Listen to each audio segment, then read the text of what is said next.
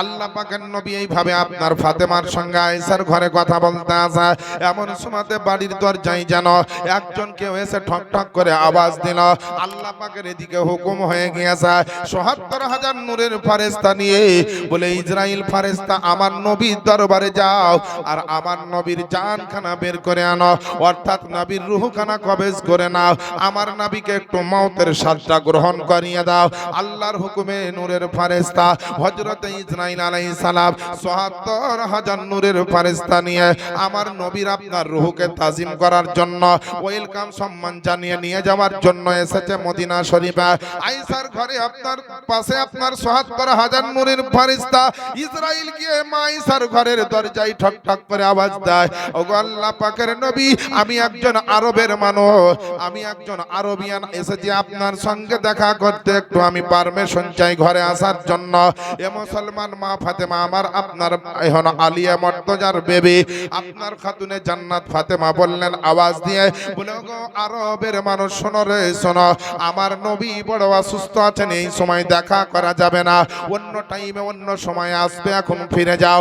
আমার ইসরাইল ফেরেশতা কিছুক্ষণ আপনার থেমে গেলেন, আবার কিছুক্ষণ পরে দরজায় ঠক ঠক করে আওয়াজ দিলেন।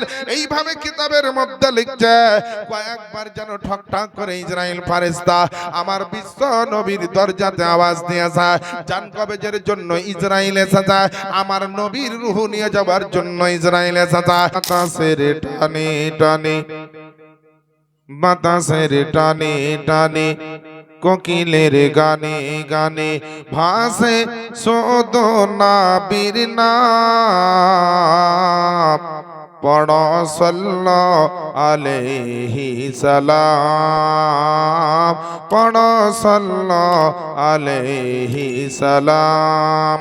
বাতাসের টানে টানে, কোকিলের গানে গানে ভাসে শুধু নবীর নাম, পড়ো সাল্লাল্লাহু আলাইহি সালাম, পড়ো সাল্লাল্লাহু আলাইহি সালাম।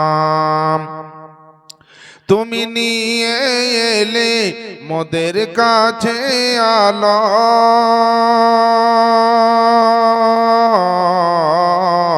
তুমি নিয়ে এলে মোদের কাছে আলো, দূর হইল যত সবই আধার কালো, তাই ধন্য হলো বিশ্বের মুসলমান, পড়ো সাল্লাল্লাহু আলাইহি সালাম, পড়ো সাল্লাল্লাহু আলাইহি সালাম। ব্রাদার ইন ইসলাম, সকলেই অবগত আছেন যে আজকে জনাব হাফিজ ও কারি হাবিবুর রহমান সাল্লামাহু তার তিনারা তিনটা ভাই, তিনাদের যোগ্য বিজ্ঞ পিতা, অভিভাবক, মাথার ছাতা, তিনি ইন্তেকাল করে চলে গিয়েছেন। তারই রুহের মাগফিরাতের উদ্দেশ্যে আজকে ইসালে সাওয়াবের এই পবিত্র মাহফিল অনুষ্ঠিত হয়েছে। গতকালকে সাবিনা খতম, কোরআন খতম হয়েছে। সকাল থেকে খাওয়া দাওয়া, মানুষের মাধ্যমে বিতরণ এবং দান খায়রাত ইত্যাদির মাধ্যম দিয়ে এখন পর্যন্ত ইসালে সাওয়াবের মাহফিল চলছে। সে একজন হাফেজে কোরআন হাবিবুর রহমান, তার আত্মীয় স্বজন, বন্ধু বিরাদার, অনেক আলেম ওলামা, হাফিজ কারি, মাওলানা, মুফতি, তলাবা, সঙ্গী সাথী, দেশের বিদেশের পরিচিত অপরিচিত অনেকে এসেছিলেন, অনেকে এখনো আছেন। আমাদের সাগরদিঘি মুর্শিদাবাদ, সেসব জায়গায় রাত্রে ৯টার সময় বাইরেকার বক্তা উঠেন, তারপরে মোটামুটি কমসে কম 11:30-12টার সময় মিলাদ মাহফিল শেষ হয়। সব জায়গার পরিবেশ একই রকম হয় না। অনেক জায়গায় মাগরিব থেকে এশা পর্যন্ত প্রোগ্রাম হয়, কোন জায়গায় ৯টা, কোন জায়গায় 10টা। তবে আজকে এটা মিলাদুন নবী বটে, বরকতের দিক থেকে মিলাদুন নবী নাম। কিন্তু আসলে এটা মিলাদ আকারে নয়, জালসার মতো আলেম ওলামা এবং বক্তা হাজির আছে। এটা একটা হাফেজে কোরআন আলেমে দ্বীনদের একটা শান। আল্লাহ রাব্বুল আলামিনের অটুট সংবিধান পবিত্র কোরআন সিনাই যার আবদ্ধ, তিনি হচ্ছেন হাফেজে কোরআন। হাফেজে কোরআনের বডিকে মাটিতে কবরে মরার পরে খাবে না। যে বংশে একজন আলেমে দ্বীন থাকবেন তার 7 পিঢ়িকে তিনি হাসরের ময়দানে সুপারিশ করে জান্নাতে নিয়ে যাবেন। একজন আলেমের শান বলা হয়েছে যে কোন আলেম যদি সারা রাত্রি ঘুমিয়ে থাকেন, আল্লাহ তার জেহেনে ব্রেনে সিনাতে ইলম দিয়েছেন, যার কারণে শুয়ে থাকা অবস্থাতেও তার ইবাদত হয়। আলেমদের প্রত্যেকটা কথা হাদিস ও কোরআন মোতাবিক হয়, জ্ঞান থাকে হাদিস ও কোরআনের, যার কারণে তার ঘুম পাড়াটাও ইবাদতে গণ্য হয়। ইবাদত বাবা অনেক রকমের আছে। ওয়াজ নসিহত জ্ঞান অর্জন করার জন্য শুনলে একটু সময় নিয়ে শুনতে হবে, তাহলে কিছু পাবেন। আর টি-20 ওয়ার্ল্ড কাপের মতো যদি ম্যাচ করেন তাহলে বুঝতে পারলেন কোন বল দেখতে পাবেন আর কোন বল দেখতে পাবেন না বাউন্ডারির বাইরে। এখন তো ধরেন সবই টি-20, বিয়ে বলেন, শাদী বলেন, খানা বলেন, মিলাদ বলেন, জালসা বলেন, তারপরে আপনার সম্পর্ক বলেন, আত্মীয়তা বলেন, নিজ পর বলেন, সবই টি-20 হয়ে গেছে। কখন যে কোন দিকে যাই বলা খুব মুশকিল। তো আমার কিছু মা বোনেরা বসে আছেন, তো আমি আধ ঘন্টা সময় আপনাদের নষ্ট করব, তারপরে ইনশাআল্লাহ দোয়া খায়ের করব। হাবিবুর রহমান বাবুর আব্বার নামটা কি? আব্দুল রশিদ। আচ্ছা আচ্ছা, আমি নামটা খুব পরিচিত।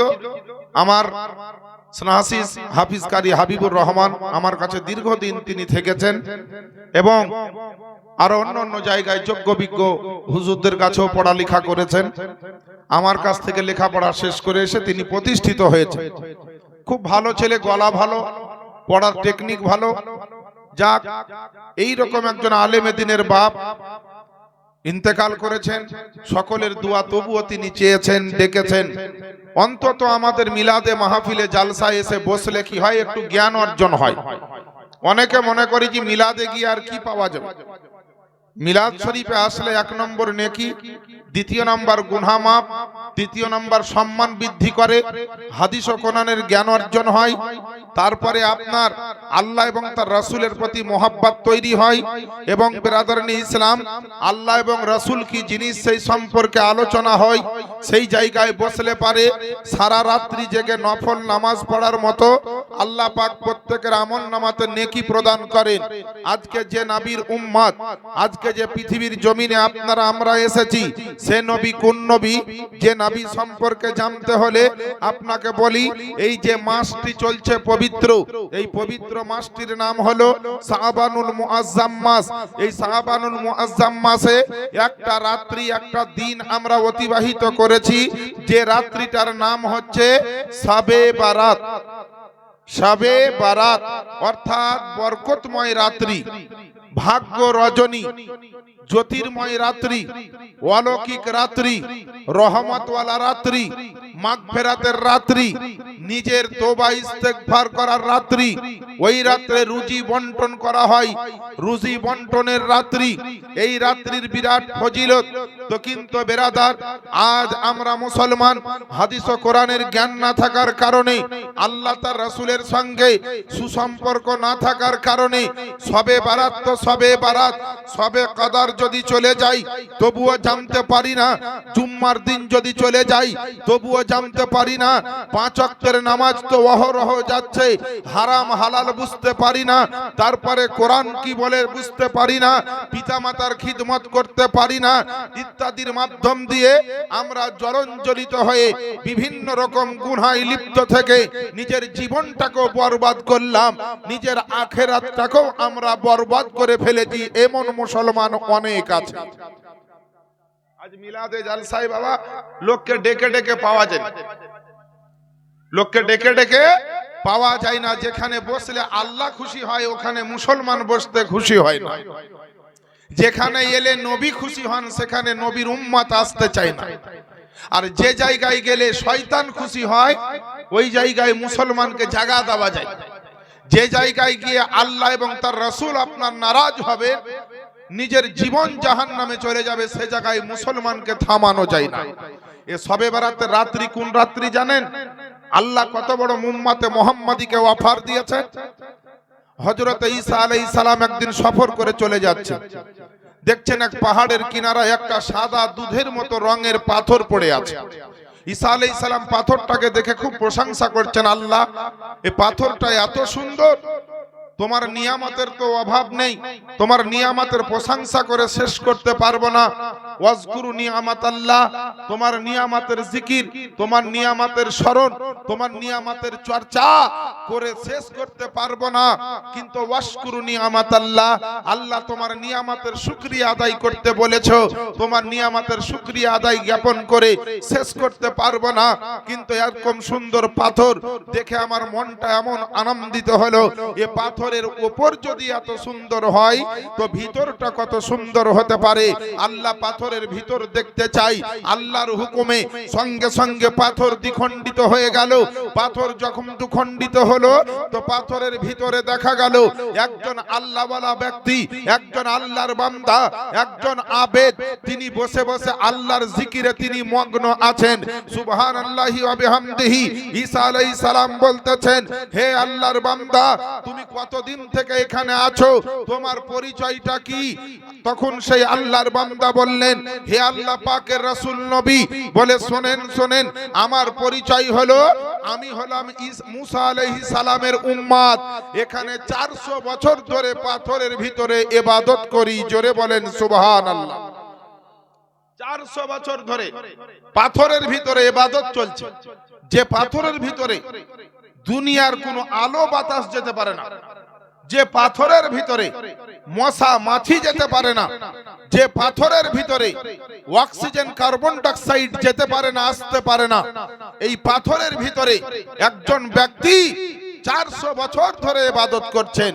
আল্লাহর নবী ঈসা আলাইহিস সালাম বলছেন আল্লাহকে, হে আল্লাহ, এই ব্যক্তি যে 400 বছর ধরে ইবাদত করছেন, এর চাইতে বড় নেকি অর্জন করা বান্দা দুনিয়াতে আর মনে হয় কেউ নাই, আর এত নেকি করার সুযোগ আর কেউ পাবে না। তখন আমার মহান রব্বুল আলামিন, কাযিবুল হাজাত, যুল জালালি ওয়াল ইকরাম, আল্লাহ রব্বুল আলামিন, মালিক ও খালিক, যে আল্লাহ সারা কুল কায়নাতের মালিক, সে আল্লাহ পাক বলতেছেন, বলে হে আমার ঈসা পয়গম্বর শোনো, বলে যে আপনার এইখানে এই 400 বছর ইবাদত করছে আমার বান্দা, এ বান্দার চাইতে নেককার, এ বান্দার চাইতে নেকি কেউ হয়তো পারবে না করতে, এটা তোমার ধারণা, কিন্তু আমি আল্লাহ তোমাকে শুনিয়ে দিতে চাই, এখনো এমন একটা যুগে তোমার পরে আমি একজন নবী পাঠাবো, তোমার পরে একজন রাসূল পাঠাবো, তোমার পরে একজন পয়গম্বরকে পাঠাবো, তিনি হবেন আখেরি জামানার নবী, নূরের নবী, হায়াতুন নবী, জিন্দা নবী।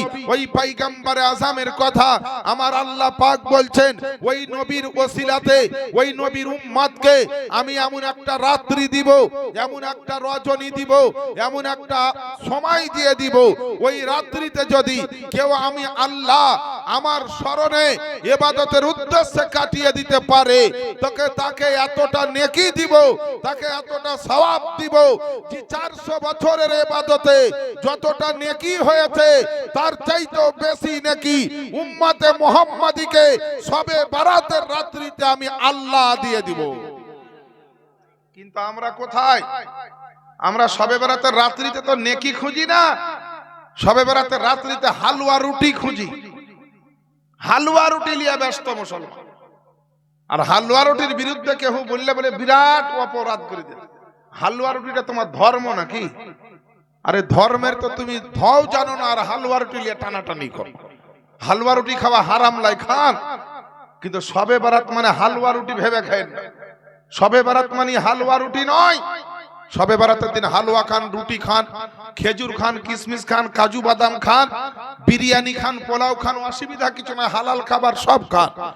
কিন্তু বেরাদার শবে বারাত মানে বরকতময় রাত্রি, ভাগ্য রজনী, রুজি বন্টনের রাত্রি, জান্নাতে যাওয়ার রাত্রি, আল্লাহকে খুশি করার রাত্রি, আত্মীয় স্বজনের জন্য আপনার দোয়া করার রাত্রি, কবর জিয়ারত করে নবীর সুন্নাত পালন করার রাত্রি, নিজের তোবা তাহলিল করার রাত্রি, তোবার দরজায় গিয়ে আপনার আল্লাহর দরবারে যাওয়ার রাত্রি, তার নাম হলো পবিত্র শবে বারাত। জোরে বলি সুবহানাল্লাহ। ওই নবীর উম্মত আমরা যাদেরকে আল্লাহ এত বড় অফার দিয়েছেন, 400 বছরের ইবাদতের নেকি এক রাতে আল্লাহ দিয়েছে, কোন নবীর উম্মতকে দেয়নি। কিন্তু আজকে বড় আফসোস, আজ আমরা মিলাদে নাই, শিক্ষাতে নাই, হাদিসে নাই, কোরআনে নেই। যখন বিপদে পড়ি আল্লাহকে খুব ডাকি। আল্লাহুস সামাদ, আমার আপনার নবী সাল্লাল্লাহু তাআলা আলাইহি ওয়াসাল্লামের উপরে যে কোরআন নাজিল করেছেন আল্লাহ, এই কোরআন শরীফের মধ্যে 8ম নাম্বার পারার আপনার 56 নাম্বার আয়াতে আল্লাহ ঘোষণা দিয়েছেন, ইন্না রাহমাতাল্লাহি করিবুম মিনাল মুহসিনিন, নিশ্চয় যারা নেকি করে তাদের নিকটে আল্লাহ পাকের রহমত আছে, তাদের নিকটে আল্লাহর রহমত আপনার কাছাকাছি নিকটবর্তী করে দেন। তো আমরা যারা নেককার হব, যারা আপনার ইমানদার হব, মুত্তাকিন হব, সালেহিন হব, দিনদার হব, নবীর আশিক হব, নবীর প্রেমিক হব, নবীর দিওয়ানা হব, তাদের জন্য কোনো টেনশন নাই। পাহাড়ে বিপদে পড়লে আল্লাহর রহমত বাঁচিয়ে নিবে, গ্রামে বিপদে পড়লে আল্লাহর রহমত বাঁচিয়ে নিবে, আপনার শহরে বিপদে পড়লে আল্লাহর রহমত বাঁচিয়ে নিবে, জঙ্গলে বিপদে পড়লে আল্লাহর রহমত বাঁচিয়ে নিবে, অসুস্থ অবস্থায় বিপদে পড়লে আল্লাহর রহমত বাঁচিয়ে নিবে, অভাব অনটনের বিপদে পড়লে আল্লাহর রহমত বাঁচিয়ে নিবে, বাড়ির কোনো অশান্তির বিপদে পড়লে আল্লাহর রহমত বাঁচিয়ে নিবে। পৃথিবীর পূর্ব থেকে পশ্চিম পর্যন্ত, উত্তর থেকে দক্ষিণ পর্যন্ত যেখানেই যে বিপদে পড়ুন না কেন, যদি মুহসিন হয়ে যান, আল্লাহর প্রিয় বান্দা হয়ে যেতে পারেন, বান্দি হয়ে যেতে পারেন, আল্লাহর রহমত পৌঁছে যাবে, আর আল্লাহর রহমত আপনাকে বিপদ থেকে বাঁচিয়ে নেবে। মোবাইলে যদি রিচার্জ থাকে, বাজারে, বাড়িতে, ঘরে, মাঠে ঘাটে যেখানে যাবেন ইন্টারনেট চলবে, ফোন করলে পাবেন। আর যদি রিচার্জ না থাকে তো কিছুই কাজ হবে না। টাওয়ারের গুণাতে যদি আপনি ক্যাথা বালিশ নিয়ে শুয়ে থাকেন তাও চলবে, রিচার্জ না থাকে। আর রিচার্জ যদি থাকে, আপনি পৃথিবীর যে কোনো স্থানে যাবেন, বর্তমান ডিজিটাল জামানায় আপনার কাছে নেটওয়ার্ক পৌঁছে দেওয়া হবে। তো বেরাদার, যদি বিজ্ঞানের আবিষ্কার করা জিনিস একটা মোবাইলের মাধ্যমে রিচার্জ ঠিক থাকলে পারে, যদি স্যাটেলাইটের মাধ্যমে আপনার মোবাইলে ইন্টারনেট পৌঁছে যায়, আপনার মোবাইলে নেটওয়ার্ক পৌঁছে যেতে পারে, তো যে মহান রব্বুল আলামিন সারা দুনিয়াকে তৈরি করেছেন, সারা দুনিয়ার খালিক ও মালিক যে আল্লাহ, আল্লাহ চাইলে পারে, অর্থাৎ আল্লাহর সঙ্গে ঈমানের রিচার্জ যদি থাকে, ঈমানি সম্পর্ক যদি থাকে, আল্লাহর সঙ্গে রাসূলের সঙ্গে কানেকশন যদি থাকে, আপনি যেখানেই যাবেন আল্লাহর রহমত, আল্লাহ পাক আপনার কাছ পর্যন্ত আল্লাহ পৌঁছে দিবে। আমার বাপজিরা ভাইরা, সামান্য একটু বলতে চাই যে দুনিয়াতে যারা এসেছেন সবারই মৃত্যু একদিন হবে। মৃত্যু আমরা শুনি মানুষের হয়, গরু ছাগলেরও হয়, কিন্তু মৃত্যু কাকে বলে? শরীরের ভিতরে একটা রূহ আছে, আত্মা আছে। আল্লাহর হুকুমে শরীর থেকে রূহকে যখন আলাদা করে দেওয়া হয়, এর নাম হচ্ছে মৃত্যু, এর নাম হচ্ছে মওত। আচ্ছা, আল্লাহ মওত আর এই জীবনটা কেন দিলেন? মরণ আর জীবন আল্লাহ কেন দিলেন? মওত ও হায়াত আল্লাহ কেন দিলেন? আল্লাহর কোরআন বলছে, আল্লাযী খলাকাল মাউতা ওয়াল হায়াতা লিয়াবলুয়াকুম আইয়ুকুম আহসানু আমালা। নিশ্চয় আমি তোমাদের মরণ আর জীবনকে এই কারণে সৃষ্টি করেছি যাতে তোমাদের মধ্যে প্রতিদ্বন্দ্বিতা হয়ে যায়, তোমাদের মধ্যে উত্তম আমলকারীকে, উত্তম ব্যক্তিকে পরীক্ষা নেওয়ার জন্য আল্লাহ করেছে। এ দেখেন বেরাদার, আল্লাহ পাকের দুনিয়াতে আপনি বসবাস করেন, আল্লাহ আপনার আমার জন্য আপনার পবিত্র আপনার কোরআন শরীফের মাধ্যম দিয়ে, কখনো আপনার রাসূল নবীর মাধ্যম দিয়ে সারা দুনিয়ার মানুষকে আপনার যেন শিক্ষা দিয়েছেন মুসলমান। আল্লাহ পাকের নবী আপনার আমার নবী, যেই নবীকে আল্লাহ পাক দুনিয়ার বুকে সৃষ্টি করে না পাঠালে সারা দুনিয়াতে আপনার কিছুই তৈরি হতো না। ওই নবীর জন্য সারা দুনিয়াতে যারা আপনারা আমরা সবাই সবকিছু পেয়েছি মুসলমান। ওই নবী, যেই নবীর একটা আঙ্গুলের ইশারায় আসমানের চন্দ্র দুখণ্ডিত হয়ে যায়, যে নবীর আপনার একটা আওয়াজ শুনলে পারে বেজান কাঁকর পাথর পর্যন্ত কলমা শুনিয়ে দেয়, যে নবীর একটা আপনার আঙ্গুলের ইশারায় আপনার জীব জন্তুর আপনার ছুটতে ছুটতে নবীর কদমে এসে আপনার সালাম দেয়, যে নবীর আপনার একটা আঙ্গুলের ইশারায় আপনার গাছ পর্যন্ত তার নবী মুস্তাফার কদমে এসে আপনার হাজির হয়ে যায়। ওই নবীর শান যদি আপনার শুনতে হয়, ওই নবীর মান মর্যাদা সম্পর্কে শুনতে হয়, আলেম ওলামার ওয়াজ নসিহতে আপনাকে আসতে হবে। মুসলমান হিসাবে শুধু আধার কার্ডে মুসলমান হলে হবে না, শুধু রেশন কার্ড ভোটার কার্ডে মুসলমান হলে হবে না, এসআইআরের সুমাতে শুধু মুসলমান বলে বিবেচিত হলে হবে না। মুসলমান তোমার কাজ শুধু আপনার ঈদ বকরা ঈদের নামাজ পড়া নয়, মুসলমান তোমাকে 24 ঘন্টার মধ্যে 2টা ঘন্টার ইসলাম করবে, আর 22 ঘন্টার ইসলাম তোমার ঠিক থাকবে না। একটা মাস রমজানে ইসলাম করবে, আর 11 মাসের ইসলাম তোমার ঠিক থাকবে না। এই রকমের আপনার হাইব্রিড মুসলমান হয়ে, এই রকমের আপনার নকল মুসলমান হয়ে কাজ কিছু হবে না। আল্লাহ পাকের নবী আপনার আমার নবী, বিশ্ব নবী, যে নবীর জন্য সারা দুনিয়ার বুকে সমস্ত কিছু আপনার তৈরি হয়ে যায়, ওই নবী আপনার এত ক্ষমতাবান হওয়ার পরে, ওই নবীর আপনার এত আপনার শান শওকত থাকার পরে আল্লাহর সিস্টেমকে ঠিক রাখতে আমার আল্লাহ পাক বললেন, ওগো হাবিব শোনো গো শোনো, বলে তোমার মতন নবী বলে যার জন্য আমি আল্লাহ পাক সব তৈরি করেছি, কিন্তু তোমাকেও একদিন মওতের স্বাদ গ্রহণ করতে হবে, তোমাকেও দুনিয়ার জমিন ছাড়তে হবে, তোমাকেও আপনার পর্দা নিয়ে একদিন কবরে চলে আসতে হবে। আল্লাহ পাকের নবী আপনার আমার নবী ইসলামের জন্য, আপনার আমার জন্য, উম্মতের জন্য আপনার রাতের পরে রাত দিনের পরে দিন কতই না আপনার কষ্ট সহ্য করে যায়, মাথার ঘাম পায়ে ফেলে আপনার ইসলামের কাজ করে যায়। আমার নবী আপনার কখনো রক্ত ঝরিয়ে ইসলামের খিদমত করে যায়, কখনো খেয়ে কখনো না খেয়ে, কখনো মক্কাতে আমার নবী, আবার কখনো মদিনাতে আমার নবী, কখনো বাইতুল্লাহতে আমার নবী, কখনো আপনার বাইতুল মামুরে আমার নবী, কখনো জমিনে আমার নবী, কখনো আসমানে আমার নবী, কখনো যুদ্ধের ময়দানে আমার নবী, কখনো আপনার জঙ্গল পাহাড়ে উম্মতের মায়ায় আপনার আমার নবী। এক কথাই যদি আপনার পর্যবেক্ষণ করে দেখা যায়, আল্লাহ পাকের নবীর সারা জিন্দেগি দুনিয়ার থাকাকালীন সময়খানটা আমার আপনার নবী সংসারে যতটা লাগিয়ে যায়, তার মধ্যে 10 ভাগ যদি করা হয়, একটা ভাগ নবী নিজের জন্য ব্যয় করেননি, 9টা ভাগের বেশি সময় উম্মতের জন্য ব্যয় করে স্যার, 9টা ভাগের বেশি আপনার আমার নবী আপনার ইসলামের কারণে আমার নবী ব্যয় করে স্যার। একবার নবীর মহব্বতে কি বলা যাবে না সুবহানাল্লাহ? এ মুসলমান আমার বাপজিরা ভাইরা, আল্লাহ পাকের নবীর জীবনী একদিন নয়, 2 দিন নয়, 1 মাস যদি এক জায়গায় 3 ঘন্টা করে বক্তৃতা করা হয়, তবুও আল্লাহর কসম করে বলি আপনার কোনো বক্তার জীবন শেষ হয়ে যাবে, কিন্তু নবীর জীবন কাহিনী আপনার সমাপ্ত হবে না। আল্লাহ সেইভাবে আমার নবীর শানকে দিয়েছেন। আল্লাহ আল্লাহ আল্লাহর বান্দা হিসাবে আপনার করণীয় একটা কথা মাথায় রাখবেন, যে বান্দার ইশারাতে, যে আল্লাহর ইশারাতে আপনি খাচ্ছেন, চলছেন, ফিরছেন, বেঁচে আছেন এবং আপনার জীবনে সমস্ত কিছু পেয়েছেন, যে আল্লাহর জন্য নবীর ওসিলাতে আল্লাহ পাক দিয়েছেন, আপনারা আমরা পেয়েছে, ওই আল্লাহ পাকের জন্য 1 ঘন্টা সময় ধরে একটু আমরা জিকির করার সময় পাই না, একটু নামাজ রোজার সবাই আমাদের হয় না। আল্লাহর পবিত্র কোরআন হচ্ছে সারা বিশ্ব জগতের জন্য, সমস্ত মানব কুলের জন্য একটা সংবিধান, অর্থাৎ মানব জীবনের একটা বিধান এবং ইসলামের বড় সংবিধান। আল্লাহ আল্লাহ এই কোরআন শরীফ শরীফ উঠিয়ে দেখুন আল্লাহ পাক আপনার আমার জন্য কি বলেছেন। উঠিয়ে দেখুন কোরআন শরীফ 22 নম্বর পারা, সূরাটির নাম সূরা আল আহজাব, তার 41 নম্বর আয়াতে আল্লাহ পাক ঘোষণা দিচ্ছেন, ইয়া আইয়ুহাল্লাযীনা আমানু যকুরুল্লাহা যিকরান কাসীরা। হে ঈমানদার বিশ্বাসী বান্দারা, তোমরা আল্লাহ পাককে অধিক পরিমাণে স্মরণ করো। ওই সূরারই ওই পারারই ওই সূরাতের আপনার দ্বিতীয় আয়াতে অর্থাৎ 42 নম্বর আয়াতে, সূরা আহজাবের 42 নম্বর আয়াতে আমার রব্বুল আলামিন ঘোষণা দিচ্ছেন, ওয়াসাব্বিহুহু বুকরাতাও ওয়া আসীলা, এবং তোমরা সকাল সন্ধ্যায় সেই আল্লাহর পবিত্রতা বর্ণনা করো।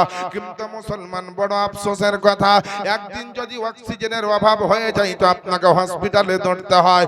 মায়ের পেট থেকে যেদিনকে আপনার 120 দিন বয়স হয়ে যায় সেদিন থেকে এখন পর্যন্ত বছরের পরে বছর আপনি আল্লাহর দেওয়া ফ্রি অক্সিজেন ব্যবহার করেন, আল্লাহর দেওয়া চোখে দেখছেন, আল্লাহর দেওয়া জবানে আপনি বলছেন এবং মুখ দিয়ে খাচ্ছেন, আল্লাহর দেওয়া শক্তি দিয়ে আপনি সব কিছু করলেন। কিন্তু আল্লাহ বললেন সকাল সন্ধ্যা আল্লাহর পবিত্রতা বর্ণনা করতে। আপনি সকাল বেলাতেও সময় পেলেন না, দুপুর বেলাতেও সময় পেলেন না, রাত্রি বেলাতেও সময় পেলেন না, মাসে বছরে একটা দিন সময় হলো না, আপনার জিন্দেগি সমাপ্ত হয়ে গেল, কিন্তু আমার আল্লাহর পবিত্রতা করার সময় হলো না। আল্লাহ একটু পবিত্রতা বর্ণনা করার সময় আপনার হলো। আপনি আল্লাহর কেমন বান্দা, আপনি নবীর কেমন উম্মত, যে নবী আপনার ব্যথায় ব্যথিত, আপনার দুঃখতে দুঃখিত। আপনার জন্য আমার নবী কাঁদেন, আমার নবী দুনিয়াতে কেঁদেছেন, কবরে কাঁদছেন, কাল হাসরে কাঁদবেন। ওই নবী কোন নবী? আমার শাইর বলতেছে এর জন্য, বিশ্ব জগৎ খুঁজলে যার জোড়া পাবি না, বিশ্ব জগৎ খুঁজলে যার জোড়া পাবি না, আমার নবীর মত আর নবী হবে না, আমার নবীর মত আর নবী হবে না। একটু জোরে বলেন সুবহানাল্লাহ। বিশ্ব জগৎ খুঁজলে যার জোড়া পাবি না, আরে বিশ্ব জগৎ খুঁজলে যার জোড়া পাবি না, আমার নবীর মত আর নবী হবে না, আমার নবীর মত আর নবী হবে না। আরে কোথায় গেলে পাবো মোরা এমন দয়ার নবী, জিনার হাতে রোজ হাসরে জান্নাতের চাবি কাঠি। আরে এমন নবী কোথায় পাবো, কোথায় গেলে পাবো মোরা এমন দয়ার নবী, জিনার হাতে রোজ হাসরে জান্নাতের চাবি কাঠি। সেই নবীজি ধরাই এসে, সেই নবীজি ধরাই এসে দিলেন খোদার ঠিকানা, আমার নবীর মত আর নবী হবে না, আমার নবীর মত আর নবী হবে না। বেরাদার তো আমার আব্বা জানের আম্মা জানানা গো, আল্লাহ পাকের নবী আপনার আমার নবী মুস্তাফা, দুনিয়াতে যা ঘটেছে ওই দিকে আর যাব না। পৃথিবীর জমিনে শেষ মোমেন্টে আমার নবীর কি ঘটনা ঘটেছে না। আমার নবী যখন বড় অসুস্থ হয়ে যায়, আর যখন চলাফেরা করতে পারছেন না, মা আয়েশার ঘরে আপনার বিছানা অবস্থায় শুয়ে আছেন, অর্থাৎ আপনার আমার নবী শুয়ে আছেন, চলাফেরা করতে পারছেন না। আমার নবীর শরীরটা আপনার এতটাই খারাপ হয়ে যায়, আল্লাহ পাকের নবী আপনার আমার নবী মা আয়েশাকে বললেন যে একবার আমার ফাতেমাকে একটু ডেকে দাও গো আমার আয়েশা। আল্লাহ পাকের নবীর বিটি ফাতেমা নবীকে আপনার এতটা মহব্বত করতেন, আর নবী আপনার ফাতেমাকে আপনার এত ভালোবাসতেন, এত ভালোবাসতেন যে আমার নবী মুস্তাফা বলেছেন, শোনরে ফাতেমাকে যে খুশি করল আমি আল্লাহ পাকের নবী আমাকে সে খুশি করল, আমার ফাতেমাকে যে দুঃখ দিল আমি আল্লাহ পাকের নবী আমাকে সে দুঃখ দিল। একবার জোরে জোরে বলি সুবহানাল্লাহ। আল্লাহ পাকের নবী ডাকতে বললেন, আয়েশা খবর দিলেন, সময় নাই বাবা, সংক্ষেপে শোনেন। আল্লাহ পাকের নবী আপনার আওয়াজ খবরটা যেন পৌঁছে দিলেন আম্মা ফাতেমার কাছে। নবী আয়েশার ঘরে অসুস্থ অবস্থায় শুয়ে আছেন। আমার বিশ্ব নবীর বেটি ফাতেমা আসলেন, নবীর ঘরে এসে ঢোকা মাত্র সালাম দিলেন। সালাম দেওয়া মাত্র আমার নবী মা ফাতেমার দিকে তাকিয়ে ঠোঁটখানা নড়িয়ে নড়িয়ে সালামের উত্তর দিলেন। বিশ্ব নবীর বেটি ফাতেমাতুজ জাহরা রাদিয়াল্লাহু তাআলা আনহা, তিনি আপনার চোখের পানি ঝরিয়ে কাঁদতে কাঁদতে বললেন, ইয়া রাসূলুল্লাহ, ইয়া হাবিবাল্লাহ, নবী গো, বলে আপনার বেটি আমি ফাতেমা আপনার দরবারে যখনই আসি গো নবী, আমি আমার জন্য আপনি এত মহব্বত রাখেন, আমাকে আপনি এতটা আপনার প্রাধান্য দেন যে আমি আপনার বেটি যখন আপনার দরবারে আসি আমার জন্য আপনি উঠে দাঁড়িয়ে যান, আমার দিকে আপনি যেন দুই এক কদম এগিয়ে আসেন, আমাকে ধরে আপনার পার্শ্বে বসিয়ে দেন। এত মহব্বতের সম্পর্ক গো রাসূল আমার, এত মহব্বতের সম্পর্ক গো আমার আব্বাজান। আল্লাহ পাকের নবী গো, আপনি কেন আজকে কিছুই বলছেন না, বিছান থেকে কেন উঠছেন না? আমার বিশ্ব নবী এতটা অসুস্থ রে ভাবছি না। সেদিনকে আমার ফাতেমাকে আওয়াজ দিয়ে আমার নবী হাতের ইঙ্গিত ইশারা দিয়ে ডাকলেন নিজের নিকটে। ডাকার পরে বললেন কানে কানে, বলে বেটি রে শোনো, ছোট্টবেলাতে তোমার মা জননী যখন ইন্তেকাল করে, মা খাদিজার ইন্তেকালের পর থেকে তোমার আমি আল্লাহ পাকের নবী ইসলামের প্রচার করেছি, আর অপরদিকে তোমার আমি আপনার দেখভাল করেছি, কোনোদিন মায়ের মায়া মমতার অভাব তোমাকে পেতে দেইনি। ওগো ফাতেমা, তোমার পিতা আমি আল্লাহ পাকের নবী বলে একটা খবর দেওয়ার জন্য তোমাকে ডেকেছি।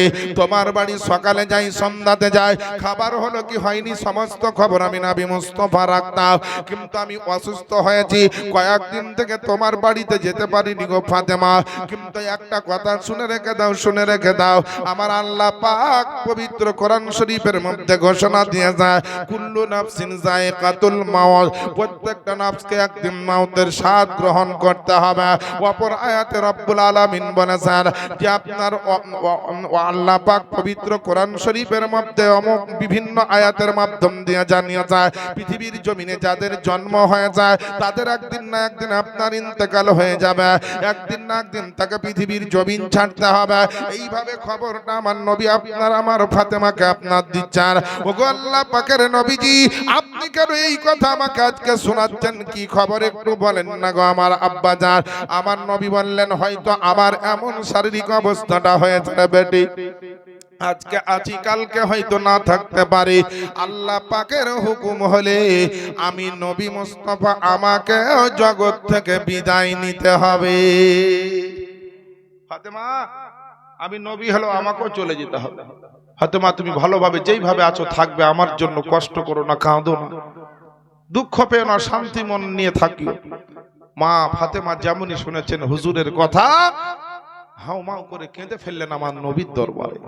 আব্বা, আপনাকে ছাড়া কি করে থাকবো? সেই ছোট্টবেলায় মা হারিয়েছি, আপনি আমার মা বাপ যত মহব্বত ভালোবাসা যা কিছু দেওয়ার দরকার সব আপনি দিয়েছেন, আপনাকে কি করে ছেড়ে থাকবো গো নবী? আপনি সকাল সন্ধ্যা ফজরের পর জোহরের পর আসরের পর এমনকি তাহাজ্জুদের নামাজ পড়ার জন্য আপনি আমাকে আওয়াজ দেন, শবে বরাত শবে কদরের রাত্রিতে আপনি আমাকে আওয়াজ দেন। আপনি ওই নবী যে নবী সামনে চললে ৭৭,০০০ নূরের ফেরেশতা নবীর পিছনে পিছনে চলে, ওই নবী আপনি। আর সেই নবী আপনার বেটি ফাতেমাকে নামাজের জন্য ডাকতে যান, সেই নবীর বেটি আমি, আপনাকে ছেড়ে থাকবো কি করে গো রাসূল? আমার ফাতেমাকে আমার নবী এই কথা বলেছেন তো খুব কাঁদছেন আর এই কথা বলছে।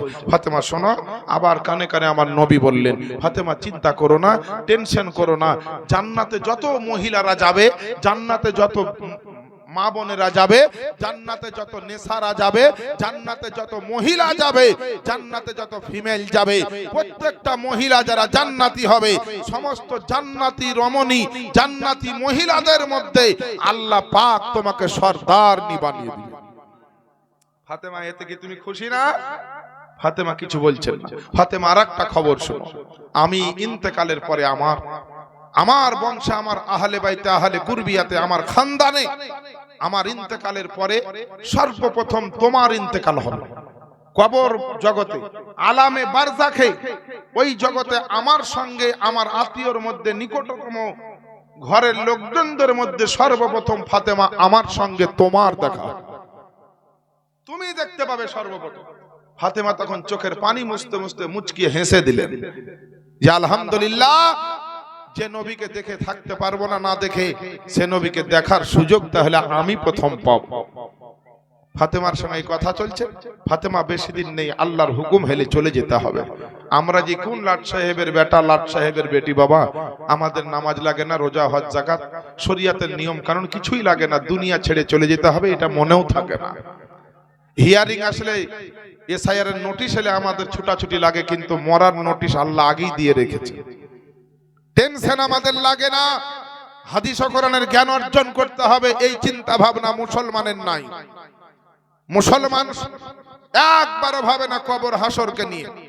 আল্লাহ রাসূল বলেন যে জাহান্নাম কি জিনিস আমি দেখে এসেছি, মেরাজের রাতে আমার নবী দেখেছেন। তো বলছে তোমরা যদি জাহান্নাম কি জিনিস জানতে, তাহলে না সারা জীবন হাসতে, না সংসার করতে, সারা জীবন তোমরা কাঁদতে, আর জাহান্নামের ভয়ে সংসার ছেড়ে জঙ্গলে গিয়ে আল্লাহ আল্লাহ করে কাটিয়ে দিতে। রাসূল বলছেন, পয়গম্বরে আযম বলছেন, সে কোন রাসূল? যে নবীর সামনে আল্লাহর কাবা বাইতুল্লাহ পর্যন্ত ঝুঁকে যায়, যে নবী হলেন কাবা বাইতুল্লাহরও কাবা, যে নবী হচ্ছেন বাইতুল মামুরেরও কাবা, যে নবী হচ্ছেন সুবহানাল্লাহ মুমিন মুসলমানের জন্য জানো জান, ইমানের জান, কায়নাতের জান, রুহে কায়নাত, তাখলিফে কায়নাত, রহমাতুল লিল আলামিন পয়গম্বর, তোহা ইয়াসিন মুদাসসির কামলিওয়ালা আকা, সেই নবী মুস্তাফা যার জন্য আমার, এর জন্য নবীর শান বয়ান করার জন্য কলম ধরে লিখতেছেন আমার সরকারে আলা হযরত আজিমুল বরকত, আকায়ে নিয়ামত, দরিয়ায়ে রহমত, কানজুল কারামাত, ইমামে ইশক ও মোহাব্বত, কলম সম্রাট বেরেলির সরতাজ ইমাম আহমদ রাজা কলম চালিয়ে লিখতেছেন যে হাজিও आओ शहंशाह का रौजा देखो, हाजियो आओ शहंशाह का रौजा देखो, काबा तो देख चुके, काबे का काबा देखो। আমার নবীর শান, অনেকে মনে করছে নবী না নবী, আমার নবী হলেন কাবারও কাবা। জোরে বলতে হবে সুবহানাল্লাহ। আমার বাপজিরা ভাইরা পেয়ারা মুসলমান, আজ যদি মুসলমানকে বলি নামাজ নাই, রোজা নাই, মিলাদে যাও না, হাদিস কোরআন শোনো না, উজুর ফরজ বলো, একজনা বুঝতে পারবে না ঠিক করে। আর যদি বলতেও পারে তো মিলিয়ে দিতে পারবে না। গোসলের ফরজ বলো বলতে পারবে না, নামাজের ফরজ বলো বলতে পারবে না। মনে করছে যে বই পড়া করে পড়ে নিয়েছে আর ওইভাবে নামাজ পড়লেই নামাজ হয়ে যাবে, কিন্তু জি না মুসলমান, নামাজের জন্য ফারাইজ আছে, নামাজের জন্য শারাইত আছে, নামাজের মধ্যে আমালে কালিল আছে, নামাজের জন্য আমালে কাসির আছে, নামাজের জন্য তাদিলে আরকান আছে, নামাজের মধ্যে মুফসিদে সালাত আছে, নামাজের মধ্যে মাকরুহাতে সালাত আছে, নামাজের মধ্যে ওয়াজিবাত আছে, নামাজের মধ্যে সুন্নাত আছে, নামাজের জন্য মুস্তাহাবাত আছে। এইভাবে নামাজের মধ্যে আপনার সাজদায়ে সাহু আছে, নামাজে তেলাওয়াতে কোরআন আছে, নামাজে তাসবিহ আছে, নামাজে সুন্নাতে মুআক্কাদা আছে, নামাজে আপনার ওয়াজিব ও ফরজ লুকিয়ে আছে। কোনটা কি এই খবরই তো আপনি জানেন না। আপনি যদি আমার নাম্বার না জানেন, যতই মোবাইলে টিপেন 10টা নাম্বার, যেইবার যা টিপবেন তার কাছে চলে যাবে। জিয়াউল মুস্তাফার নির্দিষ্ট একটা নাম্বার আছে, ওই নাম্বার যতক্ষণ না টিপবেন না আমার কাছে ফোন আসবে না। তো মোবাইলের ক্ষেত্রে যদি একটা নির্দিষ্ট নাম্বার লাগে একজনের সঙ্গে যোগাযোগ করতে, তো যে মহান রব্বুল আলামিন সারা কুল কায়নাতের সৃষ্টিকর্তা খালিক ও মালিক, ওই আল্লাহর সঙ্গে আপনার কানেকশন করতে, যোগাযোগ করতে নির্দিষ্ট করে নামাজটাকে সঠিকভাবে শরিয়ত মোতাবেক যদি পড়তে না পারেন, তো নামাজ পড়ে তো আল্লাহর সঙ্গে কোনো দিদারও হবে না, আল্লাহর সঙ্গে কানেকশনও হবে না। সারা জিন্দেগি ভুলে যদি কাটিয়ে দেন, কবর গিয়ে আপনার জন্য জাহান্নাম হয়ে যাবে। আর যদি আপনি আল্লাহর কথা শোনেন, কোরআনের কথা শোনেন, নবীর কথা শোনেন, গাউস কুতুবের কথা শোনেন, আলেমদের কথা শোনেন, তো আমার মহান রব্বুল আলামিন ঘোষণা করে দিয়ে রেখেছেন 25 নম্বর পারা, সূরাটির নাম সূরা যুখরুফ, তার 72 নম্বর আয়াতে ওয়া তিলকাল জান্নাতুল্লাতী উরিসতুমুহা বিমা কুনতুম তাআলামুন। এটা হচ্ছে ওই জান্নাত যে জান্নাতের তোমাদেরকে উত্তরাধিকারী বানানো হবে, যেটা তোমাদের কৃত কর্মের পুরস্কার স্বরূপ আমি রেখেছি, এটা তোমরা জানো না। আল্লাহ বলছে তোমাদের পুরস্কার হিসাবে আমি জান্নাত রেখেছি। জান্নাত, জান্নাত কি জিনিস জানেন? জান্নাত এমন একটা জিনিস যাকে জান্নাতে দেওয়া হবে, ও ব্যক্তি জান্নাতে ঢুকবে তো প্রথম দরজায় গিয়ে একবার দেখবে তো 70 বছর কেটে যাবে দেখাতে, এক দেখাতে। জান্নাতে গিয়ে এত খাবার খাবেন, খালি বলবেন মনে মনে আর খাবার সেখানে হাজির। একটা লোক বলছে মৌলভী সাহেব জান্নাতে বিরিয়ানি পাওয়া যাবে? তো বলছে খুব পাওয়া যাবে। বলছে মৌলভী সাহেব খিচুড়ি পাওয়া যাবে না? তো পাওয়া যাবে। মানে যে যা ভালোবাসে জিজ্ঞেস করছে। তো বলছে মেলা কিছু খেলাম, তো পায়খানা বাথরুম থাকবে না? থাকবে না জান্নাত। খাওয়ার পরে তো পায়খানা ধুঁড়ে মানুষ, যেখানে জোত্তাল খায় তারপরে পরে বাথরুম দরকার। এই বাথরুমে ঢোকা মুসলমান আর কি বুঝবে বলে? ও নিজে তো বাথরুম খুঁজতে খুঁজতে নিজের দিলেও শয়তানের বাথরুম বানিয়ে ছেড়ে দিয়েছে। যে দিলে আল্লাহ এবং তার রাসূলের মহব্বত থাকা দরকার, আল্লাহ রাসূল থেকে দূরে সরে গিয়ে ওই দিলে শয়তান বাস করছে। শয়তান, তাহলে যদি শয়তান দিলে বাস করে তাহলে আপনার দ্বারা আমার দ্বারা নামাজ রোজা হবে, মসজিদে যেতে পারবো, হজে যেতে পারবো, যাকাত দিতে পারবো, জেনা ছাড়তে পারবে, জুয়ার আড্ডা ছাড়তে পারবে, বাজারে গিয়ে গুনাহ করা ছাড়তে পারবে। চীনা মুসলমান পারবে না, কারণ ওর কাঁধে ওর দিলে শয়তান বসবাস করছে। কিন্তু মুসলমান আল্লাহ পাক কোরআনের শরীফের মাধ্যম দিয়ে গোটা বিশ্ববাসীকে জানিয়ে দিয়েছে যে সমস্ত ইনসানের আপনার মানুষের খোলা দুশমন হলো ইবলিস শয়তান। আছে না নাই? ইবলিস শয়তান মানুষের জানের পানের ইবাদত বান্দেগি সবকিছুরই দুশমনী। কিন্তু আমরা দুশমনের গলা ধরলাম আর যা দামান ধরলে জান্নাত যাওয়া যায় তার দামানকে ছেড়ে দিলাম। একবার দরুদ পড়েন, আল্লাহুম্মা সাল্লি আলা সাইয়্যিদিনা ওয়ালা আলে সাইয়্যিদিনা মাওলানা মুহাম্মদ সাল্লি আলা মুহাম্মাদিন মুহাম্মদ সাল্লাল্লাহু তাআলা আলাইহি ওয়াসাল্লাম।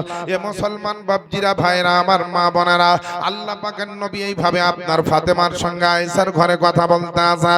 এমন সময়তে বাড়ির দরজায় যেন একজন কেউ এসে ঠক ঠক করে আওয়াজ দিল।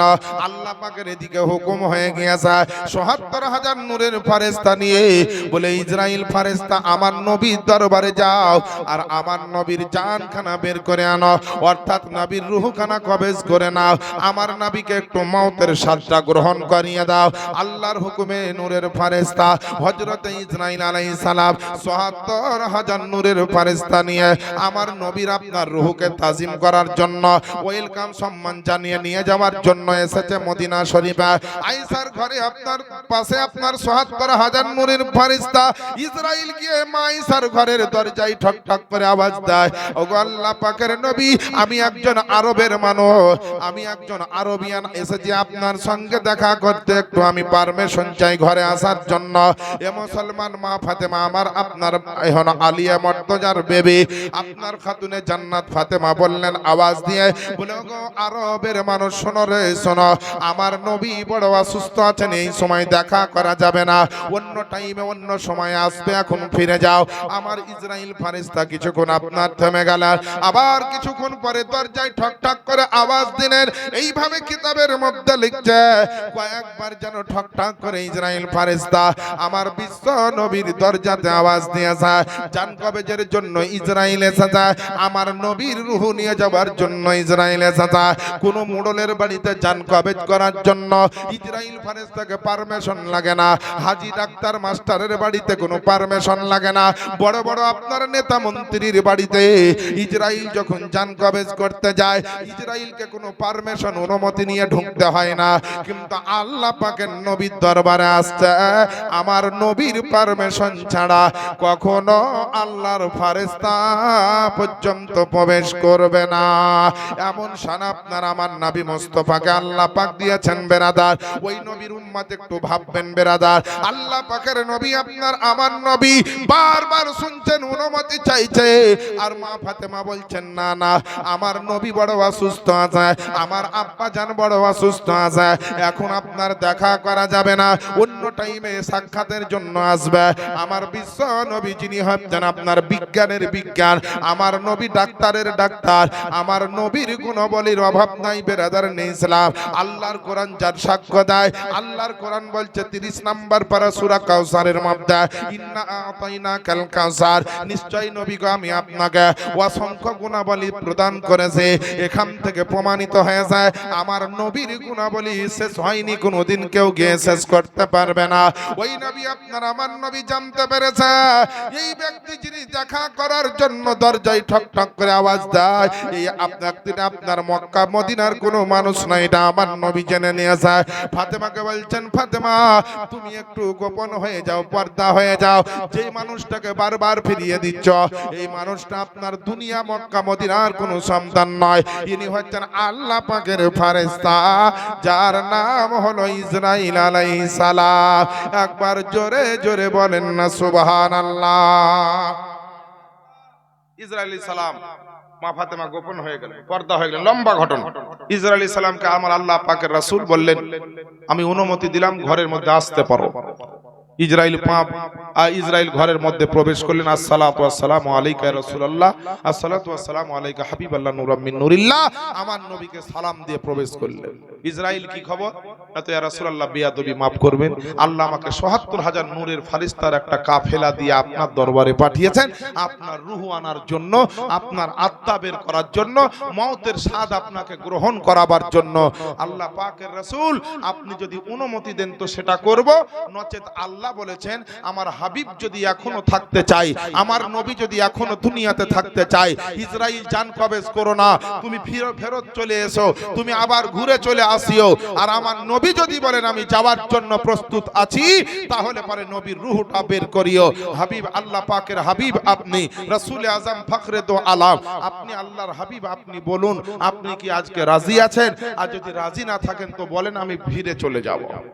এরকম কোন ইসরাইল কাউকে এসে সুযোগ দিবে তুমি যাবা না থাকবে? প্রত্যেকটা রুহুওয়ালাই যারা মরে তাদেরকে বলে তো একজনও বলবে না যে যাবে, জমি লেলা জায়গা লেলা সব লেলা কিন্তু আমাকে মারি বাঁচিয়ে রাখো। দুনিয়া ছাড়তে কেউ রাজি না, কিন্তু অরিজিনাল যারা আল্লাহওয়ালা, যারা আখিরাতকে ভালোবাসে, নবীর মহব্বত করে, আল্লাহর ইবাদতকে ভালোবাসে, তারা দুনিয়া ভালোবাসে না, তারা আখিরাতকে ভালোবাসে। একই সঙ্গে দুইটা জিনিস পাওয়া যায় না। যদি আপনার আখিরাত পান তো দুনিয়া হারাইতে হবে, আর যদি দুনিয়া নিয়ে বেশি ব্যস্ত হন তাহলে আখিরাত হারিয়ে যাবে। কিন্তু আমরা কোনোটাই হারালে চলবে না, দুনিয়াও কিছুটা আমাদের রাখতে হবে, ছেলে আছে, বিবি আছে, বাচ্চা আছে, আর বেশি বেশি আখিরাতকে একড়ে ধরতে হবে, নবীর সুন্নাতকে ধরে আখিরাতকে মজবুত করতে হবে। কবর হাসর পুলসিরাত যেন আমাদের ভালো হয়, এইরকম কিছু কর্ম, এইরকম কিছু আমল আমাদেরকে করতে হবে। বাপজিরা, ভাইরা, মা বোনেরা, ইসরাইল আলাইহিস সালামকে আমার নবী বললেন যদি আজকে আমি না যাই তো আবার কবে যেতে হবে? বললেন হুজুর বেয়াদবি মাফ করবেন, এটা আমি বলতে পারবো না, এটা মহান আল্লাহ জানেন। তবে আল্লাহ যদি আবার কালকে আমাকে হুকুম দেন তো কালকে আবার আপনার দরবারে আসবো। আমার নবী আপনার নবী বললেন যে যখন চলেই যেতে হবে, আজ না গেলে কাল, কাল না গেলে তার পরের দিন, তো আমি নবী আল্লাহর দিদার পাবো ইন্তেকাল হলে, পর্দা নিলে, গোপন হলে। অতএব আমি আল্লাহ পাকের হাবিব, আমি আজকে আর দেরি করতে চাই না, আমার রূহ তুমি বের করতে পারো, আমাকে মওতের স্বাদ তুমি গ্রহণ করাতে পারো। আমার নবী অনুমতি দিয়ে, আমার নবী শুয়ে আছেন আয়েশার কোলে মাথা দিয়ে, মদিনা শরীফ। আয়েশা এমন একজন ভাগ্যবতী নারী যার কোলের উপরে, জানুর উপরে মাথা দিয়ে আমার নবীর ইন্তেকাল হয়েছে। নবীর সারে আনোয়ার আয়েশাতুল হুমাইয়ার পবিত্র গোদ মোবারকের উপরে ছিল, সেই অবস্থায় আমার নবী মুস্তাফার ইন্তেকাল হয়েছে। এই দেখেন বেরাদার, আল্লাহ পাকের নবীর আপনার রূহটা বের করতে আরম্ভ করেছেন, আর এমন অবস্থায় আমার নবী, আপনার নবীর চোখ দিয়ে যেন ঝরঝর করে চোখের কোনা দিয়ে গড়গড় করে পানি পড়তে আরম্ভ করা যায়। আল্লাহর ফেরেশতা ইসরাইলের নজর পড়ল, জিজ্ঞেস করলেন ইয়া রাসূলুল্লাহ, আপনার কোন রকম তো বেয়াদবি করেনি, আপনারে তো কোন রকম কষ্ট দেইনি গো নবী, আপনি কিসের জন্য, কার জন্য কাঁদতে আরম্ভ করলেন? আল্লাহ আল্লাহ, আমার রহমাতুল লিল আলামিন পয়গম্বর নবী মুস্তাফা আমার সেদিনকে বলেছিলেন ইসরাইলের সামনে, বলে ওগো আল্লাহ পাকের নূরের উপর ফেরেশতা শুনে রেখে দাও, শুনে রেখে দাও। আমি আপনার ইন্তেকালের সময়তে আমার বিবির জন্য কাঁদি না, আমার বেটা বেটির জন্য কাঁদি না, আমার দুনিয়াতে থাকার জন্য আমি কাঁদি না। আল্লাহ পাকের এখনো সমস্ত ধন দৌলত আমাকে আল্লাহ যা দিয়েছিলেন এর জন্য আমি কাঁদি না এবং আপনার চোখের পানি ঝরাই না। আমি এটাই চিন্তা করছি যে আমি একজন নবী হওয়ার পরে আমার রূহ বের করছো তো এতটা কষ্ট অনুভব করতেছে। আমার গুনাহগার উম্মত উম্মতির যখন বের করা হবে, আমার গুনাহগার উম্মত উম্মতির যখন মওত হবে, আমার উম্মতের যখন আপনার রূহটা আপনার টান দেওয়া হবে, তখন তারা কতটা আপনার ব্যথা অনুভব করবে, কি করে তাদের মরণটা হবে, কেমন করে মরণের যন্ত্রণা তারা সহ্য করবে। আল্লাহ পাকের নবী আপনার আমার নবীর দিকে লক্ষ্য করে ইসরাইল ফেরেশতা বললেন, ওগো আল্লাহ পাকের নবীজি, আপনি খবরদার খবরদার কোনো টেনশন নেবেন না, কারণ আমার আল্লাহ পাক বলেছে যারা দুনিয়ার বুকে নবীর চাহনেওয়ালা হবে, যারা নবীর গোলাম হবে, নবীর আশিক ও প্রেমিক হবে, যারা ইবাদতকারী আল্লাহর খাস বান্দা হবে, আল্লাহ পাকের প্রিয় বান্দা মুমিন মুসলমান যারা হবে, তাদের রূহটা এমন করে বের করা হবে, নবীর গোলাম নবীর আশিকের রূহটা এমন করে বের করা হবে যেমন মায়ের কোলের মধ্যে শিশু বাচ্চারা দুধ পান করতে করতে কখন ঘুমিয়ে যায় নিজের মা পর্যন্ত জানতে পারে না। তো যারা নবীর গোলাম আল্লাহর প্রিয় বান্দা হবে, তাদের রূহটা কেমন করে বের করবেন আমার আল্লাহ, সে মুমিন মুসলমান নিজেই জানতে পারবে না। কিন্তু বাবা মুমিন হতে হবে। এবার মুমিন হতে গেলে কি করতে হবে ভাবে। আপনার এলাকায় মসজিদ আছে, মাদ্রাসা আছে, গ্রামে মৌলবি হাফেজ অনেকে আছে, এইগুলো আমরা একটু একটু শিখবো মনে করলে সবই শিখতে পারবো। আপনাদের গ্রামে হাফেজ মাওলানা কারি অনেক আছে। আমার এই গ্রামে উপযুক্ত ছেলে হাবিবুর রহমান হাফিজ কারি এবং আরেকজন হচ্ছে মাওলানা হাফিজ ও কারি ইলিয়াস সাহেব বাবু আমার, এও আমার কাছে কিছুদিন ছিল। দুজনেরই গলা ভালো, ওয়াজ নসিহত করতে জানে, মসজিদে মাদ্রাসায় বিভিন্ন জায়গায় কাজ করে। আল্লাহ পাকের দয়া, আল্লাহর পাকের রহমতে, আপনাদের দোয়াতে গোটা পশ্চিম বাংলায় না হলেও 200-300 ছাত্র তো আছে, বড় বড় মাদ্রাসায় পড়াচ্ছে, কে মসজিদে ইমামতি করছে, কে বক্তা হয়ে গেছে, কে মাস্টার ডাক্তার হয়ে গেছে। কঠিন ব্যাপার তাদের, আল্লাহ পাক তাদেরকে ভালো রেখেছেন, আরো ভালো থাকুক। কেমন কঠিন ব্যাপার, যে যেটা ভাবেনি আল্লাহ পাক তার চাইতে বেশি আল্লাহ খুশি হয়ে তাদেরকে দিয়ে দিয়েছে। আজ বড় গর্ব হয় যে এতটা ছাত্র পশ্চিম বাংলায় বর্তমান সময়ে সুন্নি জামাতের তারা সৈনিক, নিজের নিজের এলাকায় তারা কাজ করছেন, সুন্নিয়াতের কাজ, ইসলামের কাজ, হাদিস ও কোরআনের প্রসার ও প্রচারের কাজ। আল্লাহ পাক তাদেরকে সকলকে নেক হায়াত দান করেন। হাবিবুর রহমানের বাড়িতে ভালো একটা সম্পর্ক আমার, একবার অনেক দিন আগে এসেছিলাম। যা হোক, তোমার আব্বা জানো খুব ভালো মানুষ ছিলেন, খুব পরিশ্রমী মানুষ ছিলেন, হাড় ভাঙা পরিশ্রম করতেন। তার 3টা ছেলে একটা মেয়ে রেখে চলে গিয়েছে। এইগুলা হচ্ছে সব সাদকায়ে জারিয়া। কেমন সাদকায়ে জারিয়া? এরা যদি ভালো কাজ করে তো এটা সাদকায়ে জারিয়া হিসাবে তার আব্বা জানের কবরে যাবে। নামাজ পড়বে, কোরআন পড়বে, দোয়া করবে, দান করবে, যা করবে বাপ পাবে। ছেলে যদি ভালো হয়, উত্তম আওলাদ, উত্তম আদর্শ নীতির কোন কাজ ভালো করে দিয়ে গেলে এর মাল কিন্তু পাবে। অনেকে বলছে বাবা মরার পরে 40 নাই, চাহারম নাই, কোরআন খানি নাই, এসব জিনিস নাই। কিন্তু আমি আপনাকে দলিল দিয়ে একেবারে এত দলিল দিব যে একটা লোক আপনি বয়ে নিয়ে যেতে পারবেন। কোরআন শরীফের মধ্যে ইসালে সাওয়াবের দলিল আছে। ইসালে সাওয়াব করা চলবে কিনা? 13 নম্বর পারা, সূরাটির নাম সূরা ইব্রাহিম, তার 41 নম্বর আয়াতে আল্লাহ ঘোষণা দিয়েছেন, রব্বানা গফিরলি ওয়ালি ওয়ালিদাইয়া ওয়ালিল মুমিনিনা ইয়াওমা ইয়াকুমুল হিসাব। এই ইসালে সাহাবের এই দোয়াটা কে করেছিলেন? হযরত ইব্রাহিম আলাইহিস সালাম। তিনি দোয়া করেছিলেন, হে আল্লাহ, আমাকে এবং আমার আওলাদকে তুমি ক্ষমা করে দাও, আমার পিতা মাতাকে ক্ষমা করে দাও, এবং কাল হাসরের ময়দানে সমস্ত মুমিন মুসলমানকে তুমি ক্ষমা করে দিও। ইসালে সাহাব করা যাবে না কেন? আরে যেগুলা করা যাবে না, যেগুলা করলে জাহান্নামে যাবে, ওগুলা রুখেন। 1 জানুয়ারিতে বক্স বাজা, মদ খাওয়া, জুয়া খেলা, জেনা করা, মিথ্যা হারাম রুজি খাওয়া, ওগুলা বন্ধ করেন। যারা নামাজ পড়ে না তাদেরকে নামাজ পড়তে বলেন। আর ইসালে সাহাবে কি হারাম কাজ হয়? ইসালে সাহাবে কোরআন তেলাওয়াত হয়, নাত হয়, বক্তব্য হয়, হাদিস কোরআন আলোচনা হয়, ইতিম গরিব মানুষদেরকে পাড়ার প্রতিবেশী লোককে ডেকে সুন্দরভাবে খাওয়ানো হয়। খাওয়ানোর উদ্দেশ্য যেন একটু দোয়া করে যিনি মারা গেছেন তার জন্য। এখানে তো বাবা ঢোল বাজে না। এই সালে সাহাবে তো পঞ্চরাস কেহ করে না। ইসালে সাহাবে তো আপনার কি বলা হচ্ছে নাচ গান হয় না। ইসালে সাহাবে তো মদ পান করানো হয় না। ইসালে সাহাবে তো পরকিয়া হয় না। ইসালে সাহাবে তো কোনো আজে বাজে হারাম নাজাইজ কোনো কাজ হয় না। তো যেইগুলা নাজাইজ হারাম কাজ তুমি বাপের বেটা হতো ওইগুলা বন্ধ করো, কিন্তু যেগুলা সওয়াবের কাজ, নেকির কাজ, কবরের আযাব মাফ হওয়ার কাজ, বাপ মায়ের মাকাম উঁচু হওয়ার কাজ, মুর্দা ব্যক্তির রুহের মাগফিরাতের কাজ, কবরে জান্নাতি খাবার, জান্নাতি বিছানা আসতে পারে, যে কাজগুলি করতে পারলে পারে, এই কাজগুলা আমরা কেন বন্ধ করতে আসতে পারি? কোন বিবেকে বলি? দোয়া নাই, জানাজার পরে দোয়া নাই, ফরজ নামাজের পরে দোয়া নাই। আবার দেখ একবারই একটা লোক 10,000 টাকা জালসায়, তখন 14 গোষ্ঠীকে দোয়া করে একদম জান্নাতে ভরে দিল। যারা বলছে দোয়া নাই একসঙ্গে হাত উঠিয়া এদের জালসাতে যায় যদি কেউ 10,000 দেয় বাবা, তখন দেখবেন গোটা 14 গোষ্ঠীকে একবারে জান্নাতে ভরে দিল। আল্লাহ জান্নাত দিয়ে দিও, আর রুজি রোজগারে বরকত দিয়ে দিও, অমুক দিয়ে দিও, তমুক দিয়ে দিও, সব দিয়ে দিও। তখন বাবাজি দোয়া করতে আসমান থেকে উড়ে আসে না, কোনো গাছ থেকে নেমে আসে না, কোনো জিনে এসে দিয়ে যায় যে দোয়া ছেড়ে। হায় হায়, কি বলবো বাবা, অনেক ভুল ভ্রান্তির পথে আছি। এই ইউটিউব এসেছে বাবা, এই ইউটিউব ফেসবুক সোশ্যাল মিডিয়াতে যাত্রার ওয়াজ শুনিয়েন না, তো যেটুকু মাথা আছে এও শেষ করে দিবে। যদি চিনেন হ্যাঁ ইনি হচ্ছেন আহলে সুন্নাত ওয়াল জামাতের একজন যোগ্য আলেমে দ্বীন, তার ওয়াজ আপনি অবশ্যই শুনবেন। বাকি সমস্ত ভেজাল থেকে আপনি নিজে বাঁচেন, নিজের পরিবারকে বাঁচান। আমার নবী যার জন্য গোটা কুল কায়নাত তৈরি, সে নবীকেও দুনিয়া থেকে পর্দা নিতে হয়েছে বাবা।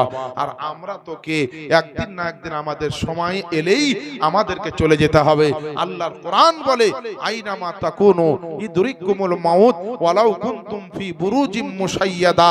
এমন একটা টাইম আসবে, আয়াতে বলা হয়েছে, মৃত্যুর ভয়ে কেউ যদি পাহাড়ে লুকায়, মরণের ভয়ে কেউ যদি লোহার পিঁজড়াতে লুকায়, আল্লাহ বলছেন নির্দিষ্ট সময়ে তোমার কাছে তোমার মউত পৌঁছে যাবে, কেউ রুখতে পারবে না। সুলাইমান আলাইহিস সালাম মের জামানায় একটা লোক দেখছে ইসরাইল মোটা মোটা চোখ বের করে তাকাচ্ছে, তো সুলাইমান নবীকে বলছে হুজুর আমাকে বাঁচান। কি হয়েছে রে? পুলিশে তাড়লে লোক দৌড়ে, কেউ মারামারি করে, কেউ যদি কোনো মস্তানে তাড়ে তো আপনার লোক দৌড়ে দেয়া। বড় মানুষকে যে বলে ভাই গো যা বাঁচান, আমাকে একটু বাঁচান, তো যে যেমন বাঁচানো না থাকা বাঁচায়। আর ইসরাইলে যদি তাড়া মারে তো কোনো মায়ের লাল আছে বাঁচাতে পারবে? তো ইসরাইল আলাইহিস সালাম আল্লাহর ফেরেশতাকে তাকিয়ে তাকিয়ে দেখছে মোটা মোটা চোখ বের করে, কে আপনি? কাঁপতে কাঁপতে জিজ্ঞেস করেছে, কে আপনি? না তো আমি ইসরাইল। আরে বাবা রে, দৌড়তে দৌড়তে গিয়ে সুলাইমান আলাইহিস সালামকে বলছে হুজুর বাঁচান। কি হয়েছে? না তো ইসরাইল আলাইহিস সালাম আমাকে তেড়ে আসছে মোটা মোটা চোখ বের করে। তাই নাকি? না তো হ্যাঁ। সুলাইমান আলাইহিস সালাম মনে মনে হাসছেন যে হাই রে বোকা, ইসরাইলের তাড়া থেকে কি কেউ বাঁচাতে পারে? তো বল তোকে কি করব? তো বলছে যে হুজুর আমাকে এমন জায়গা পাঠিয়ে দেন যেন ইসরাইল খুঁজে না পায়। তো বলছে কোথায় পাঠাবো?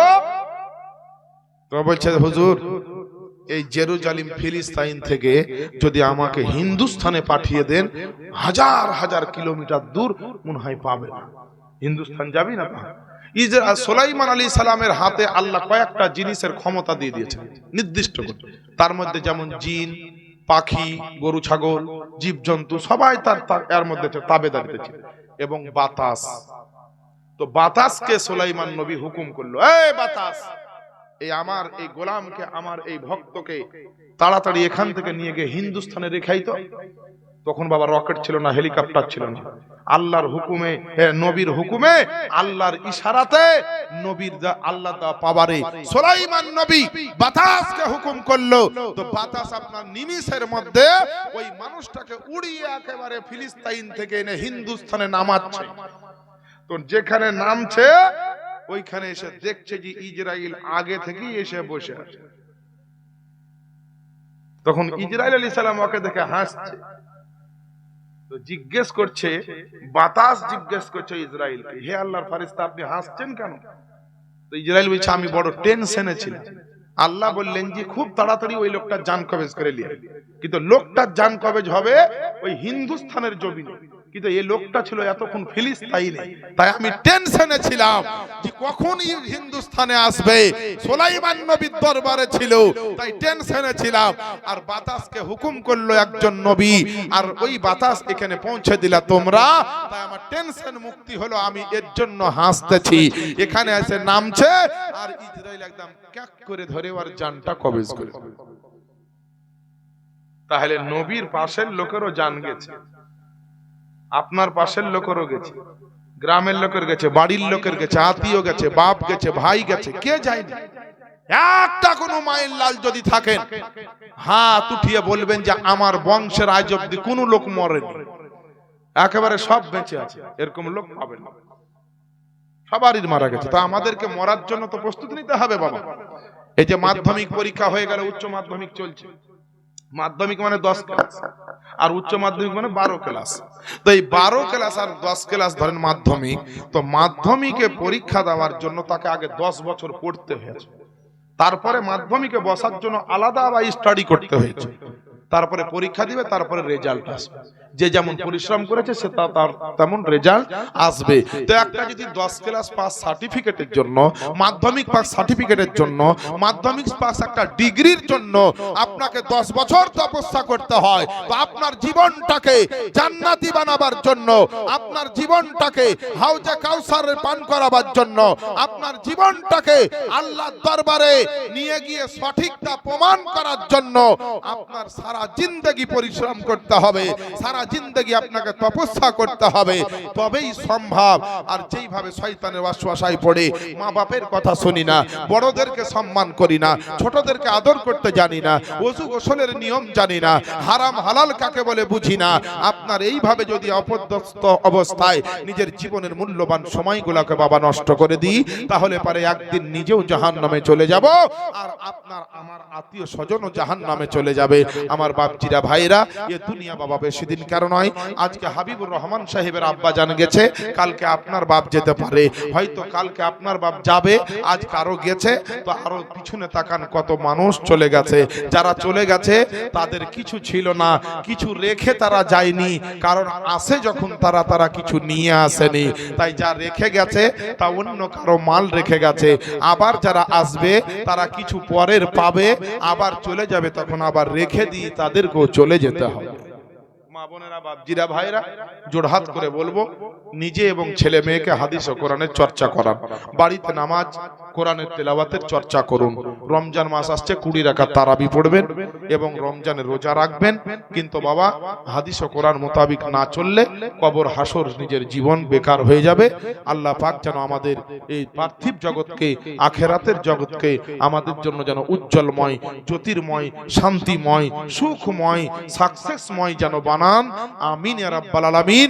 নবী পাকের রূহ মুবারকের সময় বের করার সময় যে ঘটনা ঘটেছিল বাবা, এর আগে আর যাওয়া যাবে না, কারণ রাত্রি 9টা মানে আপনাদের এখানে 12টারও বেশি, কারণ অভ্যাস নাই, কালচার নাই। আগামী দিনে কোনোদিন হলে আবার হবে, আমি খারাপ বলবো না, যেটা নিয়ম আছে আপনাদের গ্রামে, বেশি রাত অব্দি হয় না মিলা, আবার যখন চালু হয়ে যাবে এদিকে ওদিকে তখন আবার হতে লাগবে।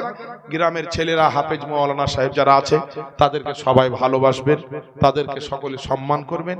ভুল ত্রুটি কিছু দেখলে ছেলের মতো, ভাইয়ের মতো পাশে বসিয়ে সুন্দরভাবে তাদেরকে শিক্ষা দিবেন, ছেলে মেয়েকে নিজের শিক্ষা দিবেন, এবং 5 ওয়াক্তের নামাজ, হালাল রুজি, সত্য কথা বলবেন।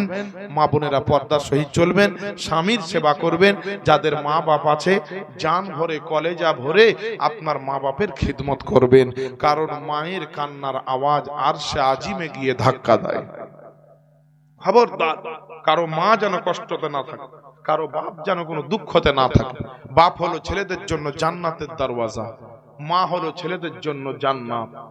স্বামীর কদম তলে স্ত্রীদের জান্নাত, এর মানে স্ত্রীদের জান্নাতের অর্থ স্বামীর খুশিতে, স্বামীর সেবাতে, স্বামীর রাজিতে, স্বামীর মন জয় করাতে তোমাদের জান্নাত। লক্ষ্মী ভান্ডার 500 থেকে 1000, 1000 থেকে 1500, 1500 থেকে যদি 1.5 লাখও হয়, স্বামীর কদম তলেই তোমার জান্নাত, ব্যাংকের অ্যাকাউন্টে জান্নাত নয়। এটা তোমাকে মাথায় রাখতে হবে। তোমার মতো বিবিকে, তোমার মতো স্ত্রীকে কত স্বামী সুখে শান্তিতে রাখার জন্য 14 তলা বিল্ডিং এ ভাড়ার উপরে উঠে কাজ করে, কতজনা ট্রাক্টর চালায়, কতজনা কোদল কোপায়, কতজনা ধান কাটে, মাঠে খাটে, রোজার দিনে পিপাসা লেগে যায় তবুও কাজ করে যে আমার বিবি আমার ছেলে মেয়েকে খুশিতে রাখবে। অতএব ছেলেরা মেয়েরা সবাই ভালো হয়ে যান। যদি আপনারা সময় এরকম হতো যে যতক্ষণ চলবে চলুক মিলাদ, আমি 15,000 20,000 প্রোগ্রাম পেতাম। আমি আজকের রাতে আমি টাকার ডিমান্ড করি না, এটা আপনাদেরকে শোনাচ্ছি, খারাপ নেবেন না মনে। 15,000 টাকার বড় বড় জালসাকে বাতিল করে এই ডেট আমাকে দিতে হয়েছে, মানে ডেট দেওয়ার পরে কত, কিন্তু নিতে পারিনি। যে না, জবান দিয়েছি আমার বাবুর বাড়িতে হাবিবুর রহমান, তার বাড়িতে আমাকে পৌঁছাতেই হবে। আর জবানটা হচ্ছে কঠিন জিনিস। বাবা আল্লাহ পাকের দয়াতে এই শেখপাড়া বলেন, মুর্শিদাবাদ, বীরভূম, গোটা আমার ঘোরা আছে। এই এলাকায় আবার যদি কোনোদিন আসি, আপনাদেরকে নবীর জীবনী, সাহাবীর জীবনী, ভালো ভালো নাতে রাসূল, মসলা মাসাইল সব আপনাদেরকে শিখাবো। মহিলারা 5 ওয়াক্তের নামাজ, তারাবির নামাজ বাড়িতে পড়বেন। ছেলেরা যত পারবেন মসজিদে যাবেন, জামাত সহকারে নামাজে 27 গুণ নেকি বেশি। রমজান মাসের ইবাদত একটা কেউ কাজা করবেন না, অন্য অন্য মাসেরও নামাজ কেউ আপনারা ছাড়বেন না। নামাজ কাজা কঠিন জিনিস। হাসরের ময়দানে ইন্না আউওয়ালা হিসাবাহু ইয়াউমাল কিয়ামাতিস সালাহ, হাদিস শরীফে এসেছে, কিয়ামতের ময়দানে, নিশ্চয়ই কিয়ামতের ময়দানে সর্বপ্রথম হিসাব নেওয়া হবে নামাজের। আর ওটাই যদি আমাদের না থাকে, নামাজ হলো জান্নাতের চাবি। আর সালাতু মিফতাহুল জান্নাহ, নামাজ হলো জান্নাতের চাবি। যেই জান্নাতের চাবি কোন নবীকেও দেননি আল্লাহ, এই নবীর কোন উম্মতকে দেননি। শ্রেষ্ঠ নবীর উম্মত হিসাবে আমরা পেয়েছি আমাদের নবীর ওসিলায়। আমার নবীকে জিন্দা নবী, হায়াতুন নবী এবং গায়েবের সংবাদদাতা নবী বলে মানবেন। মিলাদ করবেন, জুলুস করবেন এবং সালাত ও সালাম দরুদ শরীফ সবাই পড়বেন, কোরআন খানি করবেন, 40 চাহারম করবেন। বেরাদার কোনো অসুবিধা নেই, কিন্তু যেইগুলা ফরজ, যেইগুলা ওয়াজিব, সেইগুলাকে বেশি প্রাধান্য দিবেন। মুস্তাহাব নিয়ে মারামারি কাটাকাটি ঝগড়া করবেন না। মুস্তাহাব ছুটে গেলে আপনার নেকি কম হলো, আর মুস্তাহাব যদি করেন তো নেকি হলো। কিন্তু মুস্তাহাব ছুটলে গুনাহ হবে না, কিন্তু যেইগুলা ছুটলে গুনাহ হবে, যেইগুলার জন্য ছুটলে জাহান্নামে যাবেন, যেইগুলা ছুটে গেলে আপনার জীবন বরবাদ হয়ে যাবে, এইগুলাকে বেশি গুরুত্ব দিব। আর হাবিবুর রহমানেরা 3টা ভাই 1টা বোন, আল্লাহ যেন তাদেরকে ভালো রাখেন। এবং এই বাড়িতে তার মা জননী বর্তমানে আছেন, খুব শিক্ষিত একজন মহিলা, নামাজ রোজা তসবিহ তাহলিলকারী একজন মহিলা। আমি জানি, আমার হাবিবুর বাবুর মুখ থেকে শুনেছি, আল্লাহ পাক তিনাকেও যেন ভালো রাখেন এবং তিনাকে যেন সাবরে জামিল আতা করেন। আমার বাপজিরা ভাইরা, ওযু গোসলের মশলাগুলো অবশ্যই শিখেন। এগুলা শিখা একেবারে অপরিহার্য, না হলে আপনি নাপাক হয়ে থাকবেন। আল্লাহ আমাদের সকলকে শিক্ষা অর্জন করার তৌফিক দান করুন। আমিন ইয়া রাব্বাল আলামিন।